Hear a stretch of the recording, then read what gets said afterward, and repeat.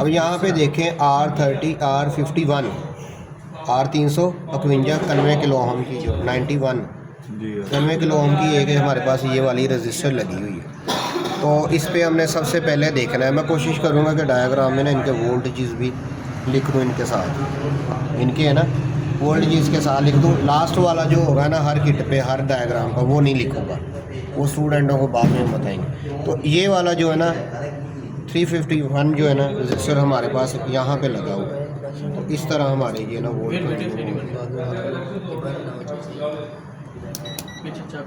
यहाँ पे ठीक है। एक तो हो गया ना ये डीसी लिंक के फॉल्ट, तो F1 का आपको मैंने पहले बता दिया।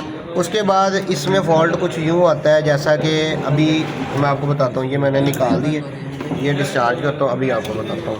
पे जो हमारी ये 10 रेजिस्टेंस 4 रेजिस्टेंस लगी है ना, ये वाली इस पर फोकस किया करो थोड़ा सा, ये वाली 1 2 3 और 4 R47 R48 R49 और R50, ये जो 4 रजिस्टर लगे हैं ना हमारे, अगर मिसाल है कि हम किट को चलाते हैं, ये जो हमारा बल्ब ग्लो करता है, सीरीज़ बल्ब ग्लो करता है ये, लेकिन ये वाली लाइटें नहीं ऑन होती, ये 3 लाइटें जो नहीं ऑन होती, तो इसमें 2 जगह पे हमारे पास फॉल्ट आता है। ये 4 रजिस्टर में से एक कोई रजिस्टर ख़राब हो जाए तब भी यही फॉल्ट आता है। उसके बाद अगर हमारा ये जो पावर आईसी है इस पे अगर मतलब ये ख़राब है तब भी यही फॉल्ट आएगा। अगर इस पे 15 वोल्ट आ रहे हैं, पिन नंबर 1 ग्राउंड है, दूसरी पिन नंबर जो है वो पॉजिटिव यानी कि वीसीसी सिग्नल 15 वोल्ट की होती है, तीसरी फिर ग्राउंड है, और चौथी जो हमारी ड्रेन की होती है स्विचिंग की होती है।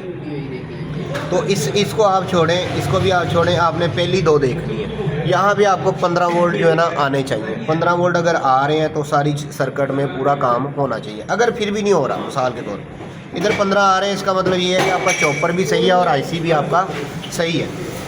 उसके बाद अगर इधर 15 आ रहे हैं, ये भी 3 रेजिस्टेंस सही है, तो फिर भी लाइटें नहीं चल रही ना, फिर इसमें हमारे पास ये देखें एक ट्रांजिस्टर लगा हुआ है यहाँ पे, ये वाला ये ट्रांजिस्टर लगा हुआ है Q24 है Q28। तो ये जो हमारे पास ट्रांजिस्टर लगा हुआ है ना, इसमें भी हमारा कोई फॉल्ट आ जाता है। फॉल्ट इसमें फॉल्ट से मुराद ये है कि या तो ये ख़राब हो जाएगा, दूसरा इसके इर्द गिर्द कार्बन लग जाता है। इर्द गिर्द कार्बन लगने से ये इसकी स्विचिंग जो है ना सही नहीं हो पाती, जिसकी वजह से हमारे पास ये फॉल्ट आता है। उसके बाद यहाँ पे 2R7 की रजिस्टर लगी है 2, अगर इस पर आप फोकस कर सके तो आपको पता लग जाएगा। 2R7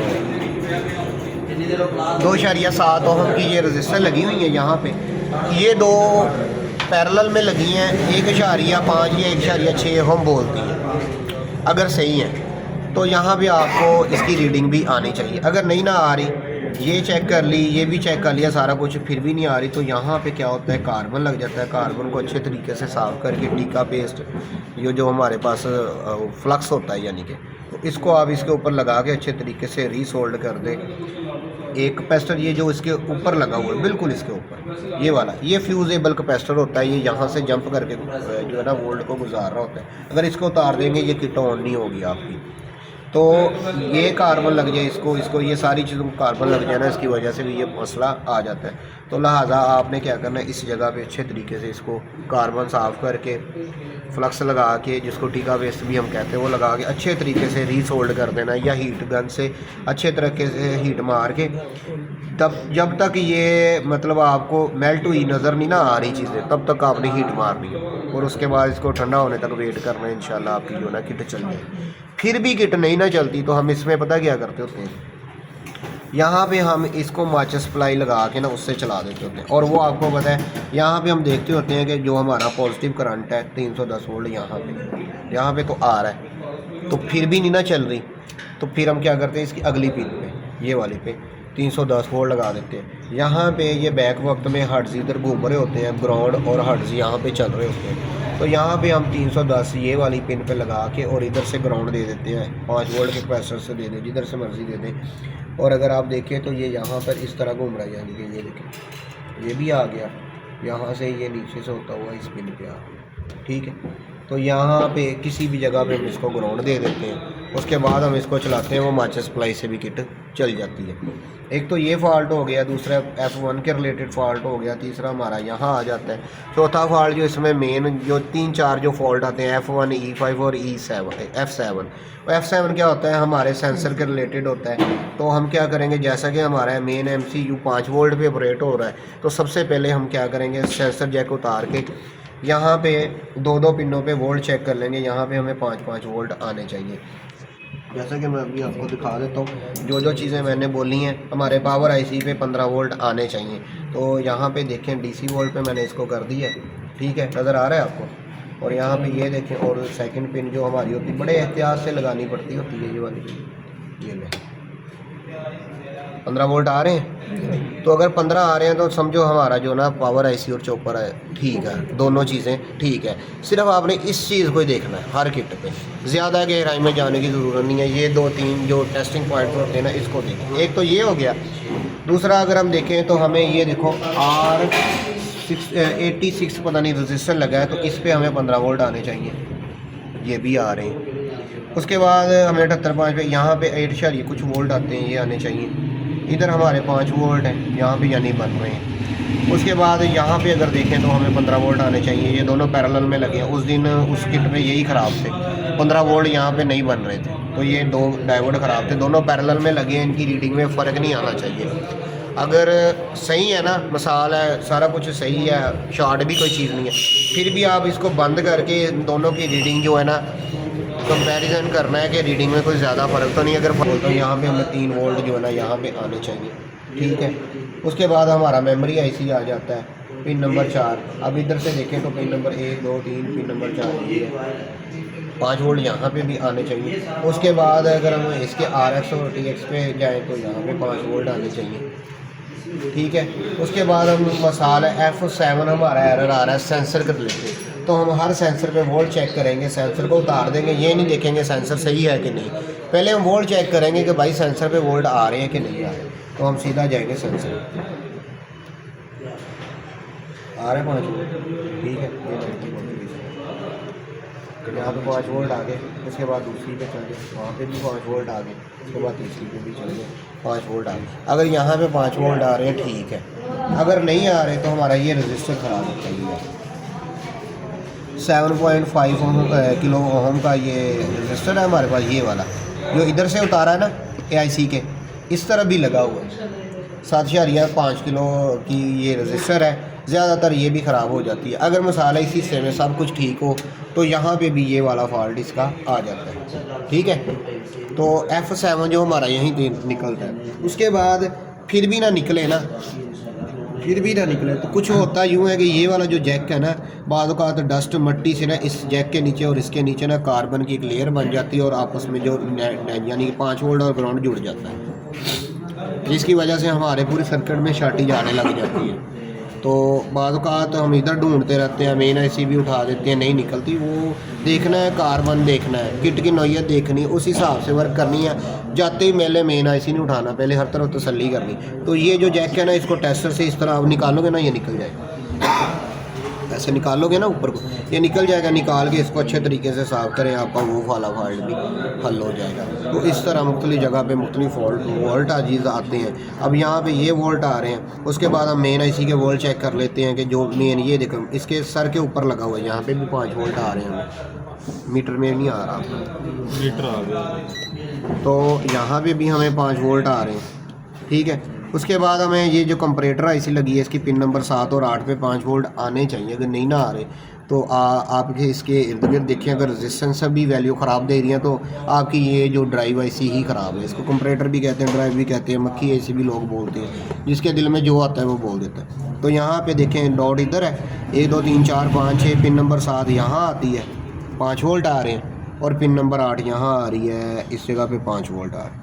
तो यहाँ पे ये अब की टोके है ना, इसलिए ये सारे वोल्ट स्टेबल दे रही है। और इसके नीचे जो हमारा हीट सिंक लगा हुआ है, हीट सिंक लगा है, इसके नीचे हमारे पास IGBT गेट ड्राइव वाला हिस्सा है। वहाँ पे जो हमें SMPS से इस डायोड से डायरेक्टली जो हमारे 15 वोल्ट जा रहे हैं, NPN ट्रांजिस्टर हमारा लगा हुआ है उसके ऊपर। तो वहाँ पे उसके हम बेस पे यानी कि कलेक्टर पे 15 वोल्ट चेक कर लेंगे कि हमें वहाँ पे आ रहे हैं कि नहीं आ रहे हैं। इस तरह ये सारी इसकी टेस्टिंग होती है सिंपल सी, यानी कि हमने पहले क्या करना है, एसी करंट चेक कर लिया इधर से, उसके बाद ब्रिज तक चेक कर लेना है एसी करंट, वो भी मैं इसी वीडियो में चेक कर लेते हैं। ये देखें जी, अब हम सबसे पहले ये चेक कर रहे हैं, न्यूट्रल लगा दिया और ये आला फेज हो गया, ठीक है जी।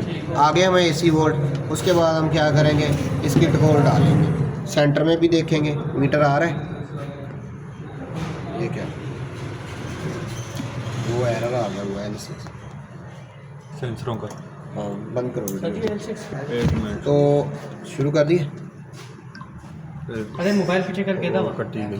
चलो अब यहाँ पे देखें आप, तो हमें एसी वोल्ट जो है ना, ये वाली वायर है, तो हमें डीसी वोल्ट भी आ गए, ठीक है 300 समथिंग, 315। ठीक है 315। और यहाँ पे जो वोल्ट आ रहे हैं यहाँ पे भी आने चाहिए।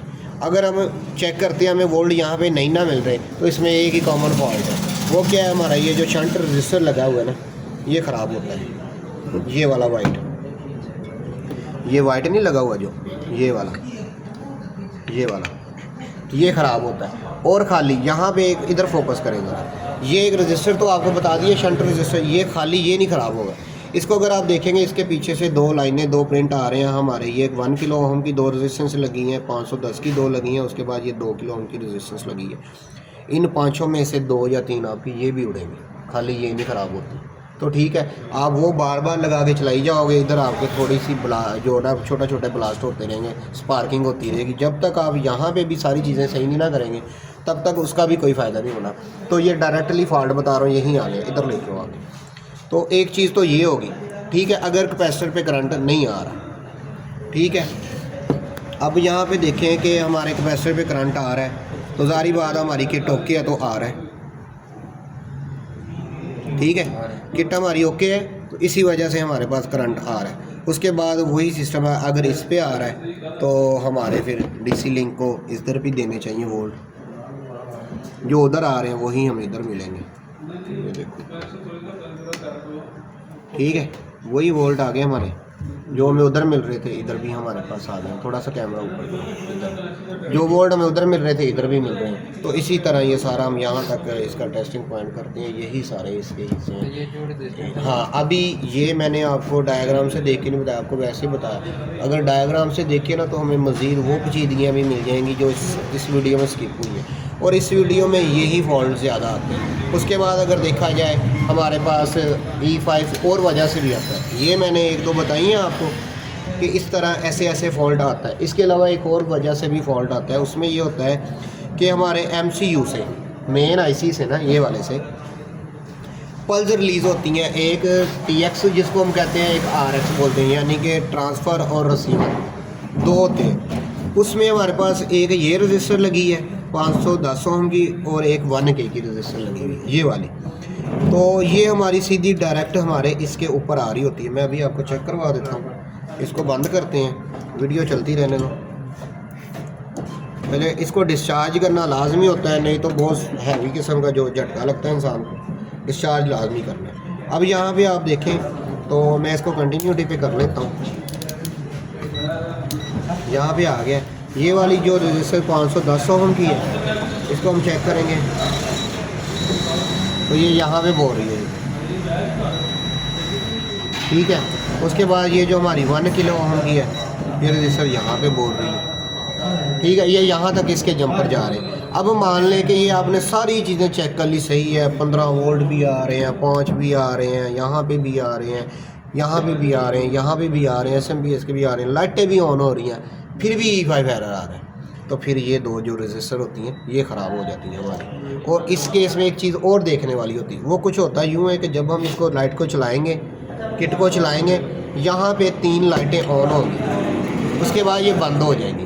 फिर उसके बाद जब किट अगर सही होना, तो फिर ये तीनों लाइटें इकट्ठी चलती हैं, ब्लिंक करती हैं। लेकिन इस केस में अगर इसी से का फॉल्ट होना, इस केस में होता कुछ यूँ है, अगर ये रेजिस्टेंस ख़राब हो, तो इस केस में होता कुछ यूँ है कि सारा कुछ नॉर्मल करता है, चलता है, लेकिन ये लाइटें ऑन होते ही बंद होती हैं, उसके बाद नहीं चलती, चलनी चाहिए।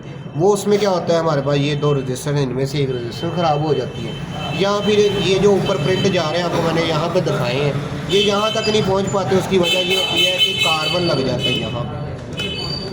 उस केस में आपने क्या करना है, चॉपर बाहर निकालना है, अच्छे तरीके से कार्बन को साफ़ करके वीआईपी तरीके से वॉश करके इस किट को आप ओवन में अगर ले सकते हैं, ड्रायर ओवन ये ले लें, नहीं तो धूप में रख के 10 मिनट के लिए सुखा के दोबारा चॉपर लगा के चलाएंगे, चल जाएंगे। इसमें यही कुछ फॉल्ट आते हैं। उसके अलावा अगर देखा जाए बड़े फॉल्टों में कैपेसिटर फूल जाते हैं, आईजीबीटी उड़ जाता है, ब्रिज उड़ जाता है, आईपीएम उड़ जाता है, ये सारी चीज़ें आपको टेस्ट करने आती हैं। ये इसमें ओवरऑल इसका ओवरव्यू दिया है कि इसमें यही फॉल्ट आते हैं। इसके अलावा अगर कुछ 1% फॉल्ट आएगा तो वो कुछ होता यूँ है कि आपको मेहनत करनी पड़ेगी। बस ये इसमें चीज़ें हैं। डायग्राम में जो चीज़ें बेहतर तरीके से मैं आपको बता सकूँगा इंशाल्लाह वो तब बता दूँगा जब आप काम करने लगेंगे। जिसको जो मसला फेस आएगा वो सारा कुछ हो जाएगा, कोई मसला नहीं है, आसान है काम करना। ओके हो गया।